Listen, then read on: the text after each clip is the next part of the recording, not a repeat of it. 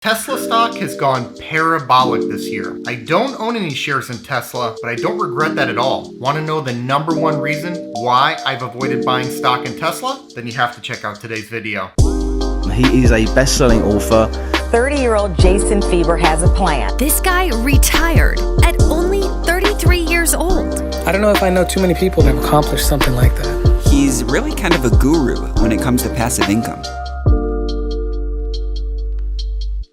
Before I get into today's content, please give us a big thumbs up if you find value in our videos. Helps us to get the word out and grow the channel. I'd really appreciate it. Tesla.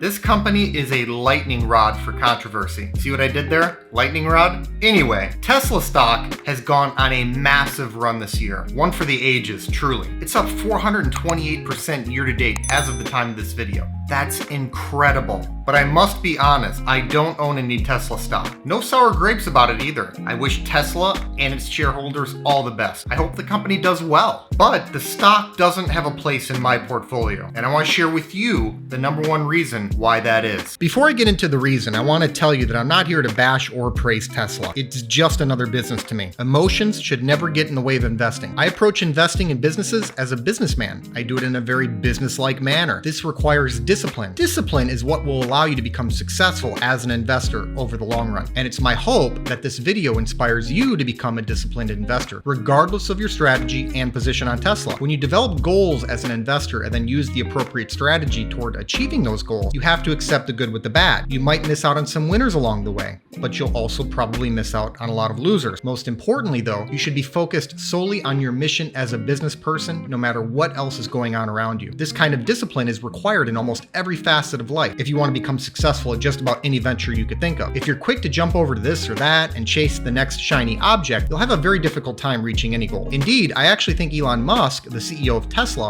is a great example of that. A lot of people have been doubting the guy for a very long time now. He didn't let any of that get in his way. He stayed focused on his mission, and that discipline is paying off as Tesla moves past some serious growing pains. Speaking of growing pains, let's talk about Tesla stock now. This company has recently started to actually turn a profit, finally turning in 4 straight quarters of profit with their second quarter results that were reported in July. Up until now, Tesla was pretty good at building electric cars, but they were world class at losing money. Even now, they're only barely turning a profit. We're talking about less than $400 million in net income over the last 12 months on a company with a market cap of $412 billion. Yes, that's a price to earnings ratio of over 1,000. It's ludicrous. But the head scratching and unjustifiable valuation isn't what's kept me away from the stock. The valuation has long defied gravity, propped up by a rabid shareholder base that's happy to elevate the stock and give the company easy access to enriching capital raises via equity issuances. It's kind of a weird self-fulfilling prophecy that keeps Tesla from going broke. In an alternate universe where the shareholder base was less forgiving, Tesla might have already gone broke. No, the valuation isn't my main problem. The number one reason why I don't own any Tesla stock is because it doesn't pay a growing dividend. It doesn't pay a dividend at all, let alone one that's growing. The company can't afford it. See, I'm a dividend growth investor, a disciplined one at that. I put forth a mission in my late 20s. That mission was to go from being penniless to being in a position to live off of dividends by the time I was 40 years old. And I saw dividend growth investing as the best strategy to get me there. Dividend growth investing advocates investing in high quality companies that feature great fundamentals, durable competitive advantages, attractive valuations, and most importantly, growing cash dividends. These growing dividends are funded by growing profit. It's a bit of another self-fulfilling prophecy, except it works the other way. A company has to do a lot of things right in order to afford to pay out a growing dividend year in and year out. Imagine what kind of pressure would be on you if you were running your own business and your investors expected you to pay out more and more money to them every single year. You'd have to constantly execute and get things right. That pressure is an ecosystem that benefits everyone. On the flip side, the lack of growing dividends often means there's a lack of growing profit, and a lack of growing profit is often due to poor business trade. Let me also say that growing cash dividends are an amazing source of passive income. Once you own stock in a great business that's paying out growing cash dividends, you don't have to do anything else. You quite literally wake up to fresh cash dividends in your account without lifting a finger. It's a sweet, sweet deal. Indeed, I started to live off of passive income in my early 30s after quitting my day job. I went from below broke at age 27 to financially free at 33 by living below my means and intelligently investing my hard-earned capital into high-quality dividend growth stocks at attractive valuations. I exceeded my own expectations by miles. So when I say there's no sour grapes from me, I mean it. I'm doing wonderfully. Of course, by staying disciplined and investing only in high quality dividend growth stock, I'll occasionally miss out on high flyers that totally bewilder market participants. That's the way it goes sometimes. Tesla is a perfect example of that. On the other hand, I've missed out on countless losers too. For instance, I remember hearing about how GoPro Inc., stock ticker GPRO, was going to change videography, sports, and even online content. I mean, this thing was hyped to the nth degree when it went public in 2014. They even had their own enigmatic and charismatic CEO in Nick Woodman, but it didn't pay a dividend. Certainly not a growing dividend, so I stayed away. The stock hit almost $100 a share in 2014, defying gravity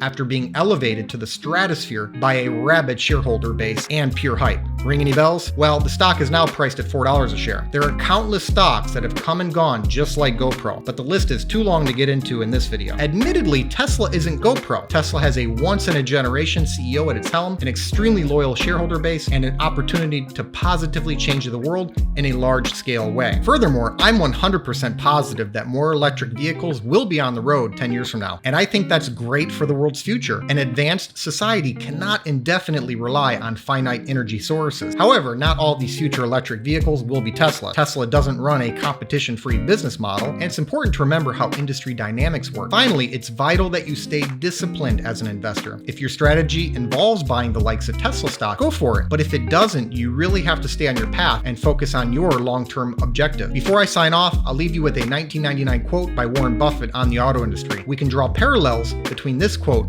and the Tesla EV situation we have now. Just because you're sure the world is going to change in a certain way, that doesn't necessarily mean you have an investable opportunity on your hands. Perhaps ironically, this Buffett quote came in response to being asked about whether or not he'd be interested in investing some of the high-flying tech stocks back then because they were all sure to change the world. This was right before the tech bubble crash that occurred about a year later. Take it away, Warren. And I quote, "You know, the two most important industries in the first half of this century in the United States, in the world probably, were the auto industry and the airplane industry. Here you had these two discoveries, both in the first decade, essentially in the first decade of the century. And if you'd foreseen in 1905 or thereabouts what the auto would do to the world, let alone this country, or what the airplane would do, you might have thought that it was a great way to get rich. But very, very few people got rich by riding the back of the auto industry, and probably even fewer got rich by participating in the airline industry over that time. I mean, millions of people are flying around every day, but the number of people who have made money carrying them around is very limited, and the capital